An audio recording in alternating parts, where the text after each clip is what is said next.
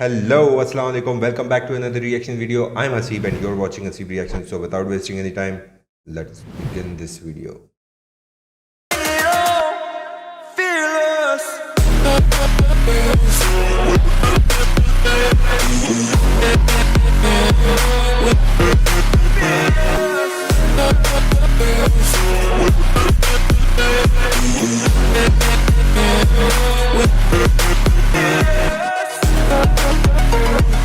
Today is a very sad and upsetting day for me because Pakistan हार गया. But they played very well क्योंकि जिस तरीके से पाकिस्तान खेल रहा था मुझे डाउट था, मुझे एक डर लग रहा था कि यार सेमीफाइनल में हम नॉकआउट ना हो जाएं. एक मतलब टीम हमारी बहुत स्ट्रांग थी, अगर थोड़ी सी फील्डिंग अच्छी करते तो कुछ हो सकता था. लेकिन कोई बात नहीं, हम लोगों ने जो अचीवमेंट्स इस वर्ल्ड कप में लिए हैं ना वो भी कोई कम नहीं है. इससे पहले कि आप जितनी मतलब प्रोग्रेस देखो तो उसमें आपको अंदाज़ा हो जाएगा कि वी हैव ऑलरेडी इम्प्रूव्ड.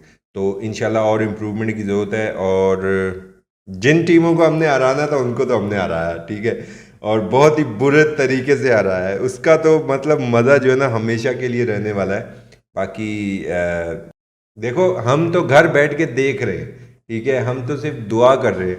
तो आप इमेजिन करो जो लोग on the ground they are fielding, they are कि उन पे भी प्रेशर बहुत है. और यार उनके दिल पे क्या गुजर रही होगी कि जब इतना क्लोज आकर वो वहाँ से. तो we should support our team, ठीक है, पॉजिटिव रहें इंशाल्लाह ताला. इट्स अ गेम और इसमें एक घर जीता है एक घर हारता है. तो सो गाइज़ ये हमारे सब्सक्राइबर की सजेशन थी. हज़रत इमाम सज्जाद अलैहिस्सलाम की एक हिस्ट्री उनके ऊपर है बाय मेहरबान Ali. I heard this person, इनकी वॉइस बहुत बहुत बहुत प्यारी है और जिस तरीके से ये स्टोरी को डिसाइड करते हैं, पढ़ते हैं, वो भी बहुत अमेजिंग है. तो सुनते हैं, चेक करते हैं, देखते हैं कैसे. बचपन में जब इमाम हुसैन अलैहिस्सलाम ये देखते थे कि ज़माने वाले उनके बाबा अली और उनकी वालदा बीबी फातिमा ज़हरा से कितना बुग़्ज़ रखते हैं, तो इमाम हुसैन ने अपने आप से वादा कर लिया कि अल्लाह ने मुझे अगर हज़ारों बेटे अता किए तो तमाम बेटों का नाम मैं अली रखूंगा, और अगर 1000 बेटियां अता की तो हज़ारों बेटियों का नाम फातिमा रखूंगा. इमाम हुसैन ने ऐसा ही किया. अल्लाह ने इमाम हुसैन को 3 बेटे इनायत किए और 3 बेटियां. उनके नाम नवासा रसूल ने ये रखे, अली, उसके बाद दूसरे बेटे का नाम अली अकबर, तीसरे बेटे का नाम अली असगर, और बेटियों के नाम फातिमा कुबरा, फातिमा सुगरा और फातिमा सकीना. जब ईरान फतेह हुआ तो ईरान के राजा यज़गिर्द की एक बेटी थी जिसका नाम शाह ज़मन था. वो इमाम हुसैन अलैहिस्सलाम के फ़ज़ाइल और शख्सियत से काफ़ी मुतासिर थी. उन्होंने अपनी ख्वाहिश को आशना किया कि मेरी शादी नवासा रसूल हज़रत इमाम हुसैन से की जाए. तो सन 37 हिजरी में इमाम अली अलैहिस्सलाम ने बीबी शाह ज़मन और इमाम हुसैन अलैहिस्सलाम का निकाह किया.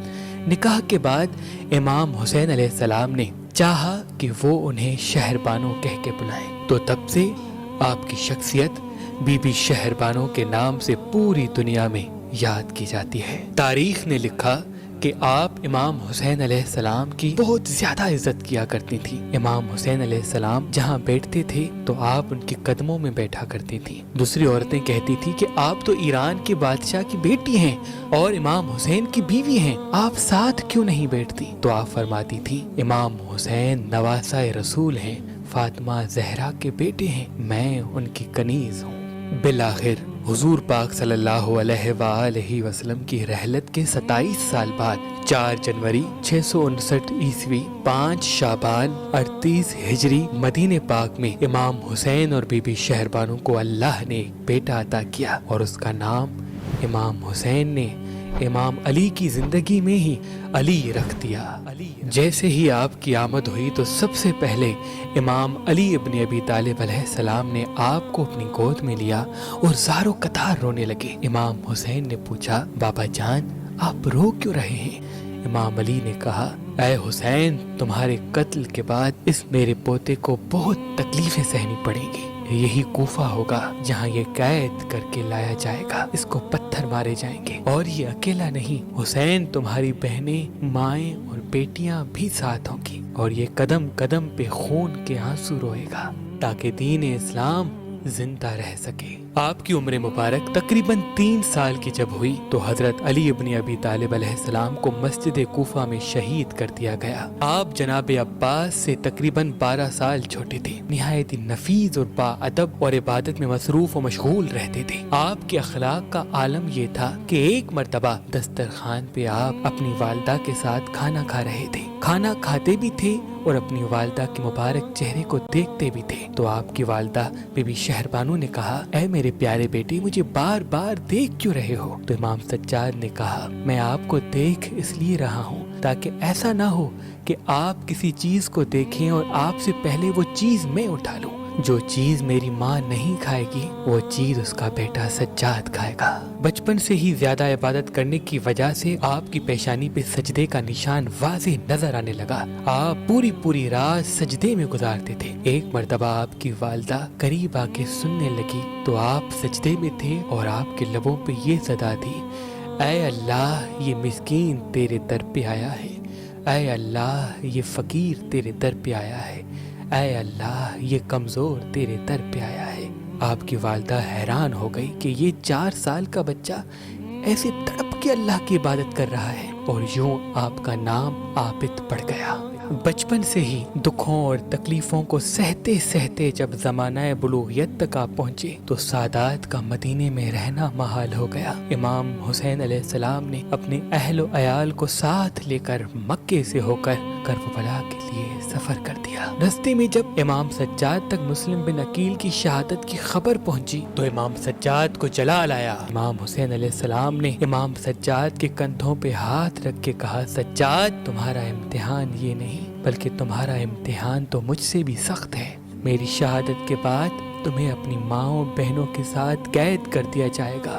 तुम्हें पत्थर मारे जाएंगे, बागी का बेटा बुलाया जाएगा। तुम्हें कदम कदम पे तमाम सदमात बर्दाश्त करने हैं। अपने नाना के दीन को, अपने बाबा की शराफत और दादा की सदाकत को बयान करना है। इमाम सज्जाद ये सुनकर दिन ब दिन अलील होते रहे। यहाँ तक कि जब आप करबला में पहुंचे तो आप बिस्तर से उठ भी नहीं सकते थे। बस वो दिन आ गया जब हर एक शहीद इस्लाम पर कुर्बान हो रहा था। इमाम हुसैन के सब साथी इस्लाम पर कुर्बान हो गए। जनाब अब्बास न रहे, अली अकबर न रहे, शहजादा कासिम न रहे, अली असगर भी न रहे। बस इमाम हुसैन अपने बेटे अली ज़ैनुल आबदीन के खैमे में आते हैं और कहते हैं, सज्जाद, अपने बाबा का आखिरी सलाम कबूल करो। इमाम सज्जाद ने कहा, बाबा, आपका जिस्म खून में रंगीन क्यों है? इमाम हुसैन ने कहा, सुबह से लेके अब तक एक एक शहीद के लाश उठा उठा के तेरा बाबा गरीब हो गया। इमाम सज्जाद ने कहा, चचा अब्बास? इमाम हुसैन ने कहा, वो नहर किनारे सो रहे हैं। अली अकबर, अली असगर से लेके हर एक अल्लाह के दीन पे कुर्बान हो गया। इमाम सज्जाद अलैहिस्सलाम ने अर्ज किया, बाबा, मुझे एक छड़ी और एक तलवार दे दो। इमाम हुसैन ने कहा, क्यों मेरे बेटे? इमाम सज्जाद ने कहा, बाबा, मैं भी आपके कदमों पे कुर्बान होना चाहता हूँ। इमाम हुसैन ने कहा, तुम्हारा इम्तिहान ये नहीं, मेरी शहादत के बाद तुम जानो, ये बीबियाँ जाने। सज्जाद, अपने नाना की सदाकत को बयान करते रहना। सज्जाद, इस्लाम के परचम को कभी झुकने नहीं देना। बस इमाम हुसैन अलैहिस्सलाम मैदान में गए और कहा, मैं वही हुसैन हूँ जिनके लब रसूल अल्लाह चूमा करते थे। मैं वही हुसैन हूँ जो जन्नत का सरदार हुजूर पाक फरमाते थे। मैं वही हुसैन हूँ जिनको कंधों पे सवार करके रसूल अल्लाह दिखाते थे। लेकिन अफसोस, कोई तीर मारता है, कोई पत्थर मारता है, कोई तलवार मारता है, कोई भाले मारता है, कोई नेज़े मारता है। तारीख ने लिखा, जिसके पास मारने के लिए कुछ न था, वो करबला की गरब रेत उठा के इमाम हुसैन की तरफ फेंकता है। बस नवासाए रसूल जब घोड़े की जीन से जमीन पे आया, फौजे यजीद में खुशी का माहौल बर्पा हो गया। ये मंजर एक बहन देख रही थी। बीबी ज़ैनब रो के अपने भतीजे سجاد کے خیمے میں آئی اور کہنے لگی سجاد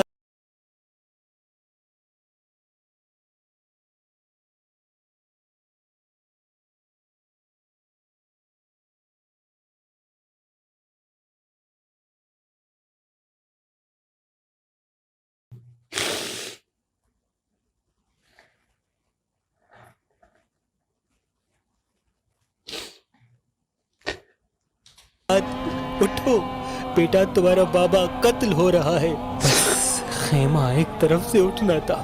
امام سجاد بستر بیماری سے دیکھتے ہیں شمر امام حسین کے مبارک گلے پہ چھری رکھ کے قتل کر رہا ہے.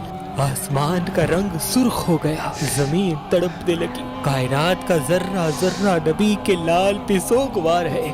امام سجاد نے جب یہ منظر دیکھا تو کہیں قیامت نہ آ جائے, فوراً سجدہ شکر میں گئے اور اللہ کی نعمتوں کا شکر کیا کہ اے اللہ تیرا شکر ہے تو نے زمین پیدا کی, اے اللہ تیرا شکر ہے تو نے آسمان پیدا کیا, اے اللہ تیرا شکر ہے تو نے محمد و آل محمد کو سرخرو کیا, اے اللہ تیرا شکر ہے تو نے ہمیں اس عظیم امتحان کے لیے چنا. خیام جلتے رہے, بیبیاں بے پردہ ہو گئیں, لیکن امام سجاد سجدہ شکر میں مسلسل اللہ کی نعمتوں کا شکر کیے جا رہے تھے. بس پوری شام غریبہ سید الساجدین زین العابدین سجدہ شکر میں رہے. صبح تازیانہ لے کے شمر آتا ہے اور تازیانوں کے ساتھ امام سجاد کو سجدے سے اٹھاتا ہے اور کہتا ہے یہ زنجیریں پہن لو, یزید کا حکم آیا ہے کہ تمہیں اور تمہاری بہنوں پھپھیوں کو قید کر کے شام لے کے جانا ہے. اور بس نبی کی بیٹیوں کو بے پردہ کر کے قیدی بنا کے کوفہ اور شام کی طرف لے جایا گیا. امام سجاد گلے میں توق, پاؤں میں بیڑیاں اور ہاتھ زنجیروں سے بندھے قیدی ہو کے چل رہے ہیں. نظریں اٹھائیں تو دیکھیں آگے اپنے خاندان کے تمام مردوں کے سر نیزوں پہ سوار ہے, اور اگر پیچھے دیکھیں تو اپنے خاندان کی تمام عورتیں قیدی بن کے آ رہی ہے. اور بیچ میں صابر امام علی ابن الحسین خون کے آنسو رو رو کے چل رہے ہیں.